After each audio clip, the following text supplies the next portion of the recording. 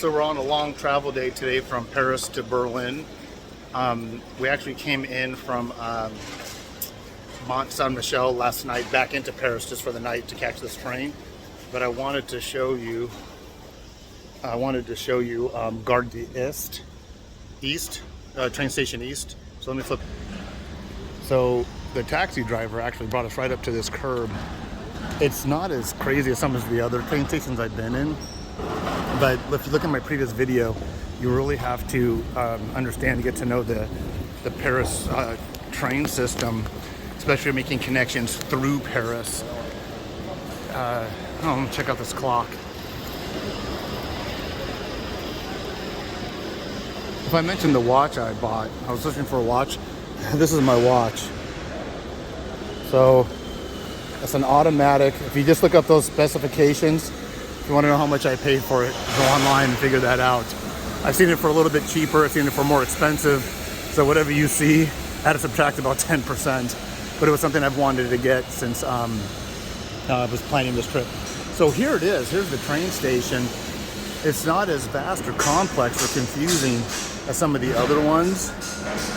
And I think this is one of the reasons why you have to get to know the system, is because some of them tie in subways directly. And I think there is 2 subway lines. Matter of fact, there's a metro. Now we could have had an option to walk about 6 to 10 minutes to a metro and then change into one other metro line and get here. The ticket would have been about $1.50 per person. Obviously the Uber cab I got was more expensive, but we had a lot of bags with us, and it's Monday morning at 7:30, and the Metro app I have for here was showing that the Metro was crowded. So with all of our bags, and I'll show you how much we have, with all of our bags, there's the crew right there. So for all of us and all those bags to get on a crowded subway was no bueno. So we stopped here at Starbucks to get something to eat. Our train leaves in about 20 minutes, and it's on the board, but it's not, I don't have a platform yet. Let me check. So we're transiting through Frankfurt. So our first leg is here. Frankfurt, 9:06. We transfer there to Berlin. We'll be in Berlin tonight. So this trip is actually winding down to an end for Julie and the girls. Basically, Berlin's the last city for them. And then I go on to Austria, Liechtenstein, Poland, Amsterdam, back to France to go check out Normandy. So I'll be here for about another 2 weeks. But just a quick shot of this one station. I'm going to be transiting through a couple other stations on my way back through when I'm on my own. But it's not a bad one. And by the way, the East train station and the North train station, Gare d'Est, Gare Nord, they're fairly close. And if you're ambitious, you can probably walk between the two. But there's a quick subway. So East and North are very, very close together. They're the 2 closest together. But there's about 6. If you see my previous video, you'll understand. All right, take care, everybody. We're going to get on this train. Hi, we're currently on the train from, we went from Paris to Frankfurt. Had a short stop there. We're on the train from Frankfurt to Berlin right now. We just left Hanover, and one of the things I've always been interested in, some of you might know, is I joined the Army in 1987, maybe towards, I wouldn't say the height of the Cold War, but towards the end of the Cold War. I have never ever been to Germany. 32 years of service, combination of both Army and Air Force. This is my first time in Germany, and I've always been fascinated by the dividing line of East and West Germany and East and West Berlin. So what I did is I got this map, and I'll show you. I found this map online, and it's old. It's an old map. It shows the eastern zone of Germany. This is probably published in the 50s, I think. It's a National Geographic. National Geographic. 1959. This map was printed in 1959, and I was able to find it online. Now, what I want to trace or possibly film is, here's Berlin. Here's where we're going. The last station we stopped off was Hanover, which is, I don't see it, but we're gonna cross right. Here's Hanover. There's where our last stop was Hanover, and we're going to go this direction. Now you see where this green line is? This was once the border of East and West Germany, and we're going to cross it at Wolfsburg. Wolfsburg is our last stop before we cross over to what would have been East Germany. And this town here, it's on the Eurail system that we're going to cross through this town, and I can't pronounce it. I can't even read it because I'm bouncing. Osbenfeld? I can't read it because of the movement. But that town right there, the OEBS, we're going to cross, and it looks like it's right on what would have once been the border of East Germany and West Germany. And I want to use my camera to see if I can film anything notable. So once we stop at Wolfsburg will be my idea, because we are making a hard stop there to drop off some people and gain some people. But once that is, I really got to pay attention to my map on my phone to see when we approach that, so I can just show on the camera when we cross through it. I think it's gonna be a little bit of a challenge. And then I think we have one more stop before we get to Berlin. And then once we're in Berlin, I have another map, and I'm sure there's going to be some tourist maps that'll show you where the dividing line from East Berlin to West Berlin was. Our hotel is actually kind of close to Checkpoint Charlie, or what was once historically Checkpoint Charlie. So, but I'll show you that on another map. So I've always been interested on how Berlin was divided, although Berlin was all in Eastern Germany, and then where the border was. So as we get closer to crossing what was once the border, I don't know, maybe I'll see something on the train where it used to be a checkpoint or a guard shack, or the rails will change. I'm not sure. It's been what, 20 years, 30 years since the Berlin Wall went down. So if something was there at one point, it may not even be recognizable anymore. All right, hopefully I see something. I'll let you know. Okay, we just crossed over just a second ago, according to the map, what would have been west into East Germany. If not, we're gonna about ready to do it, but there's no markings.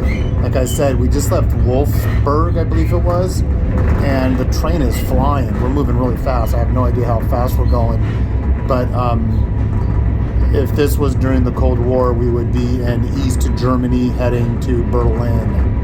But there was nothing notable to show anywhere. I mean, I didn't see any weird buildings. I didn't see any checkpoints, historic checkpoints, markers. Nothing. It was, you wouldn't even notice. The town of Oberstfeld, I think, is next. And that definitely would have been in East Germany. I'm in the very front car, the engine's in front of me, and there's no real better angle I can get.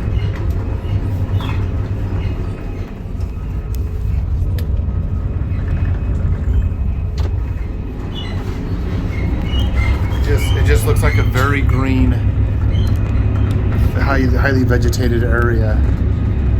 When I get close to that other station, I'll continue on. Now that I think of it, it looks like the area. Oh, hold on. We're in the very front train, and the lady, I think she's speaking French. That's where the guy driving the train is, on the other side of that door, and a lady tried to get in there thinking that was the toilet. She hasn't been the first person, though. A couple people have tried to do it. But what I was going to say earlier is, going through this area, there's a lot of vegetation. I saw some homes, but now I'm thinking, yeah, if this was actually divided, you would imagine they probably didn't have a lot of built-up areas between right where the border of East and West Germany would have been. There are some homes on this side, though. And like everyone says, you're not going to see a dramatic difference these days going from what was once West to East Berlin. There's no dramatic difference anymore. It blends in fairly well, other than the notable parts of where historically are purposely marked for people to see where the wall was. My wife was here the year the wall came down, or the year after, and she said there were still a lot of remnants and feel of the Cold War, where even though the wall was down, they still didn't go into what once was East Berlin. It just seemed at that point even too uncertain to do it, they just saw what they saw on the west side. They could have very well walked over there, but they said no, they decided not to. And I wish I would have had that experience, especially being in the military. Now this Obertsfield, there is a station there, Obertsfeld. There is a train station there, but we're not stopping at it. So I want to keep the camera rolling a little bit because there hasn't been any train stations between Wolfsburg and this next one. I think we might be coming up to it. But usually the trains, even if they're going to go through it, they usually do slow down to an extent when they go through a station that they're not scheduled to stop at. Okay, we already passed, this train is flying. We already passed through Obertsfeld. I didn't see anything. I didn't see any train. There might have been an old train station there, but there wasn't anything notable. So we are well into what was once East Germany during the Cold War. Now I'm 53 years old, so for me remembering it, but anybody who gets younger than me, Cold War is not going to make much sense to them. East-West Germany's not going to make much sense to them. But for me, yeah, I was in the Army from 87 to 96. The wall came down while I was in the Army. I had never been to Germany until today. So this was kind of a big deal for me to try to experience or try to imagine that at one point in my lifetime, I would not be welcomed where I'm at right this very moment. I would be in Soviet-controlled East Germany right now. We got one more station to go before we get to Berlin, HBF. We're going to be stopping at Spandau, Berlin Spandau station. One thing notable about the town of Spandau, it held the last war criminal, Rudolf Hess. So Rudolf Hess was there until 1987. The same year, it was the same year I joined the Army. He died in 93. He was 93 years old when he died. It was August of 1987. I joined the Army the previous month, actually, July 1987.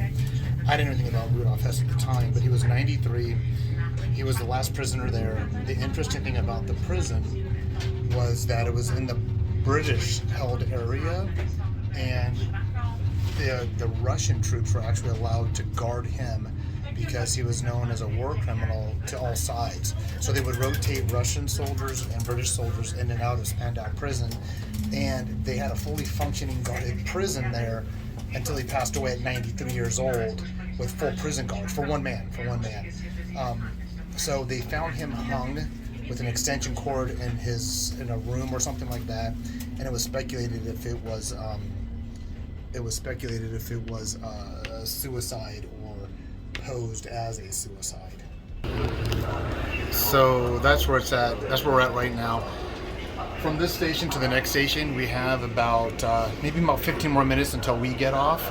Now, when the prison, after Rudolf Hess died, murdered, suicide, however it was, after he was gone, they tore down the prison actually, and what they put in there was like what we would know in the U.S. soldiers, U.S. military, would be like a base exchange or a post exchange, a commissary for the British troops. And I think now that things have realigned mostly to the civilian population, that it is a grocery store or a supermarket area now. So it's a quiet station.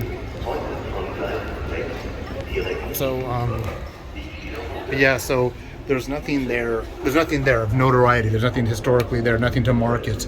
But it's like kind of an older train. But yeah, that's just a little history on Spandau prison. Apparently, the English group Spandau Ballet derived their name, somehow associated it with Spandau, the city. I don't think they associate it with the prison, but that often comes up in topics. Spandau Ballet.